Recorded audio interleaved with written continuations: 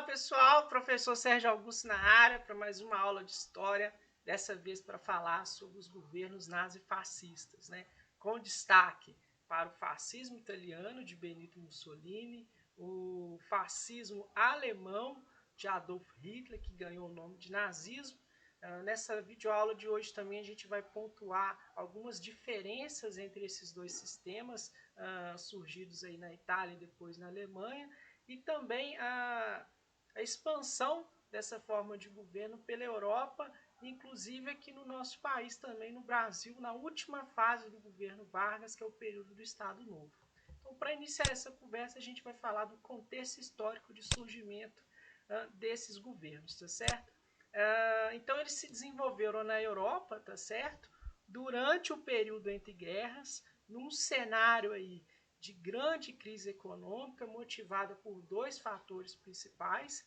Primeiro, a Primeira Guerra Mundial, né? A guerra ela foi disputada na Europa, então mesmo os países vencedores e pior ainda os países derrotados sofreram, né, com o seu país ali as destruições provocadas pela guerra. A economia arrasou, a economia desses países, tá certo? E também essa crise, ela, a hora que eles começam a se reestruturar com o crédito ali cedido pelos Estados Unidos, vem a crise de 29 e dá mais um baque nesses países. A gente viu nas aulas da crise de 29 que principalmente a Alemanha sofreu muito, e de forma geral a crise de 29 então vai proporcionar um alto índice aí do desemprego na Europa, a alta da inflação, enfim, a queda do consumo, e vai prejudicar ainda mais a economia desses países europeus. Nesse momento, então, ocorre, né, uma crise do sistema liberal do capitalismo, né? A crise de 29 impõe essa fragilidade do sistema, uma crise de superprodução, e nesse momento o socialismo está numa certa ascensão. A gente fala isso porque a União Soviética pouco sofreu com a crise de 29. Então tinha-se um medo muito grande, tá certo, do socialismo se espalhar na Europa, e uma incerteza do liberalismo dada a fragilidade da crise de 29. Então, nesse contexto é que surge o nazifascismo, né, os governos totalitários, como uma terceira via, como um sistema de governo alternativo ao liberalismo, né? Tá aqui a figura aqui do tio Sam, tá certo? E ao socialismo também. Então, o nazifascismo aí se apresentando como uma terceira via a essas duas formas de governo nesse contexto, tá certo?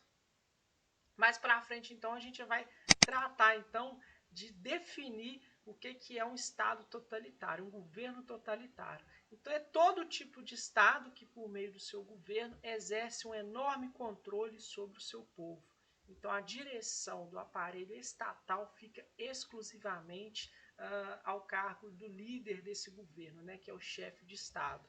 E aí, mais aqui na frente, a gente tem os dois principais líderes desses governos aí, altamente autoritários: o Benito Mussolini, que ganhou o cargo lá de Dulce lá na Itália.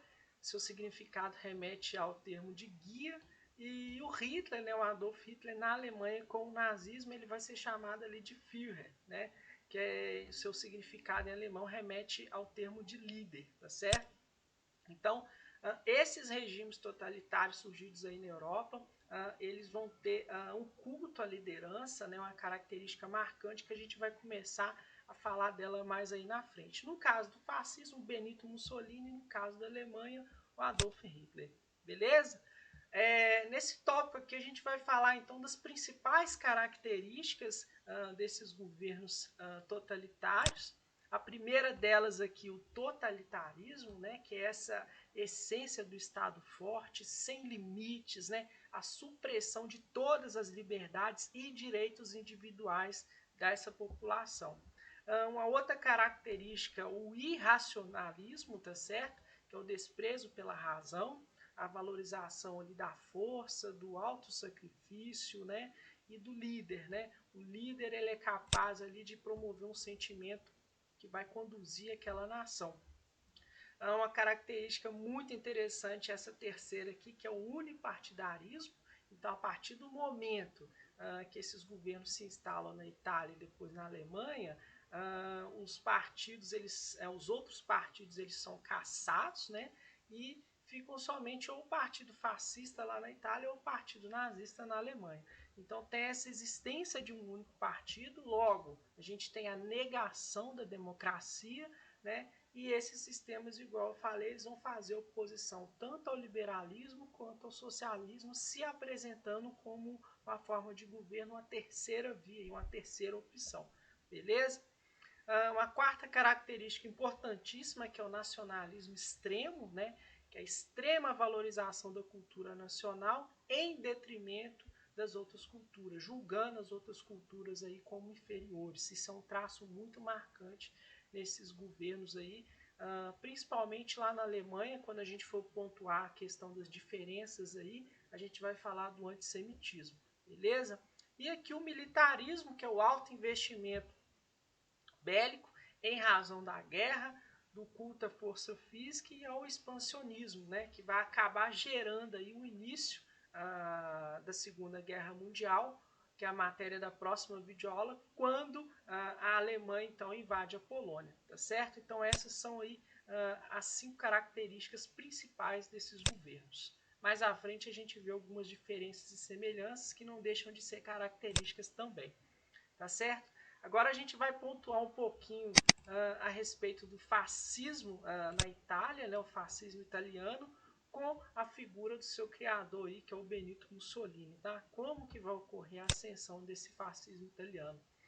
Eu consegui reunir toda essa história da origem do fascismo até a sua concretização nesses 4 quadros aqui. Eu vou resumir eles para vocês, mas eu deixei esse texto aqui para que vocês, mais do que uma videoaula, como eu deixo o link do slide aqui para que vocês tenham um resumo também digital sobre essa matéria, tá certo? Então aqui, o fascismo então, ele vai surgir lá na Itália durante o período entre guerras, ou seja, pós Primeira Guerra Mundial e antes da Segunda Guerra Mundial, né? E a partir de um cenário de grande crise econômica, desemprego e inflação.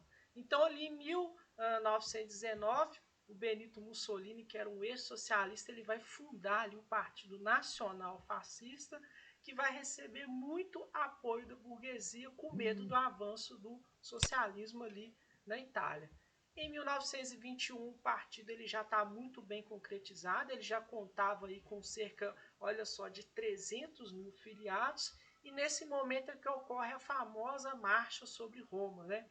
Então, apoiado aí pelos camisas negras, que são os militantes fascistas desse período aí, eles conseguem promover essa grande marcha sobre Roma, que ficou muito marcado na história ali e deu uma grande visibilidade e força para o fascismo na Itália.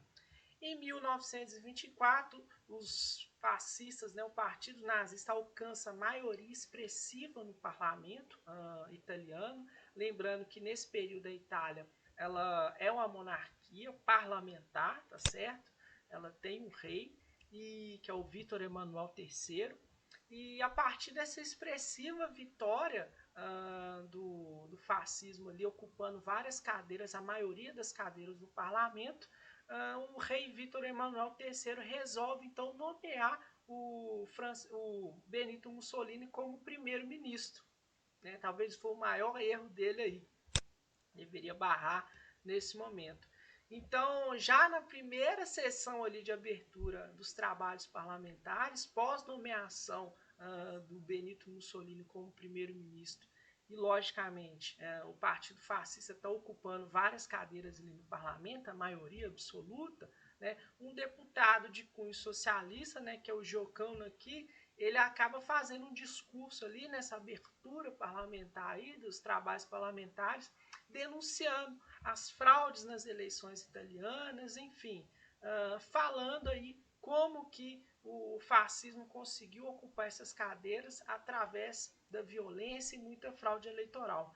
Como consequência, o Giocano ele vai ser raptado e assassinado, tá certo? Então o fascismo aí já mostrando aí a sua perseguição aos opositores. Então nesse momento, como primeiro-ministro, né, o Benito Mussolini ele vai promover o fechamento do parlamento e a cassação ou perseguição a todos os opositores sobre o regime fascista.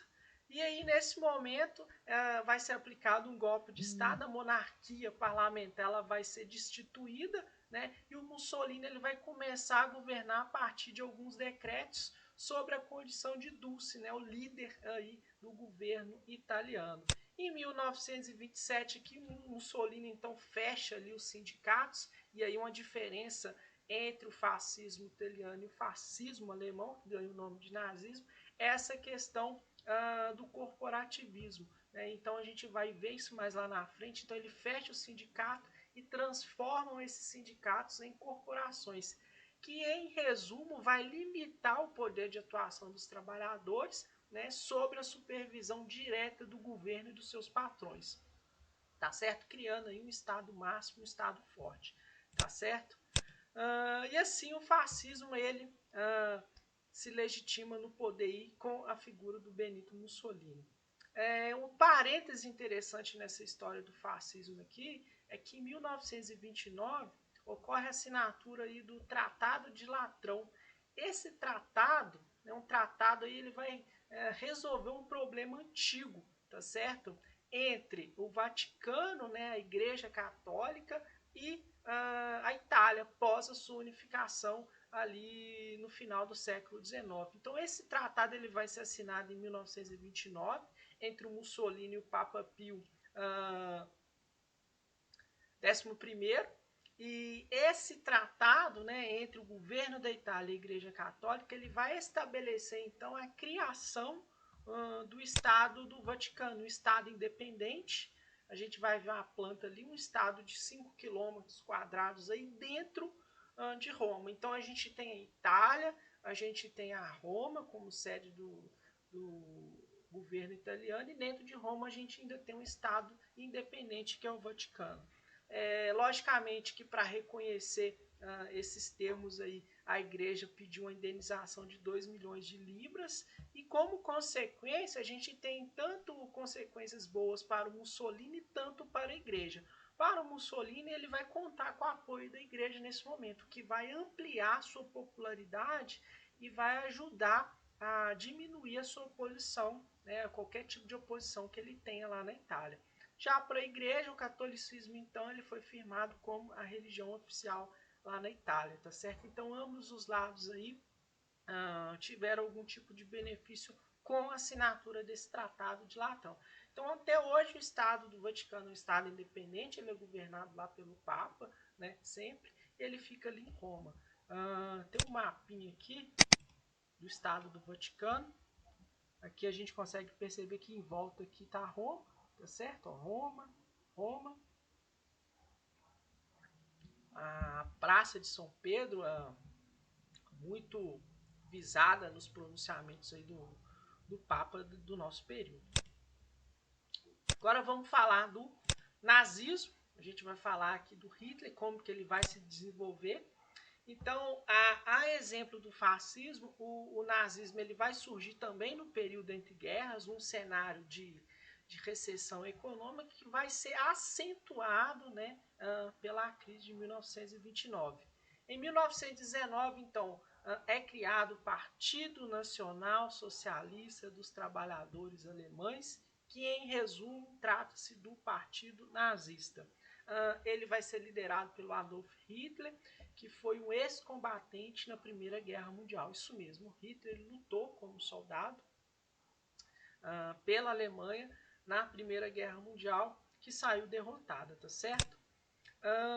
Em 1923, as propostas do nazismo, né, do que vai ser a ser o nazismo aí, elas vão ser sistematizadas num livro que o Hitler escreveu quando ele foi preso. Então o Hitler ele tinha organizado um golpe de Estado, né, que não teve sucesso. Então a partir desse golpe de Estado que ele tenta estabelecer na Alemanha, ele é preso, tá certo? E nesse período que ele fica na cadeia, pouco tempo, nem um ano, ele escreve esse livro aí, que é a minha luta, que fundamenta aí a teoria do Estado nazista.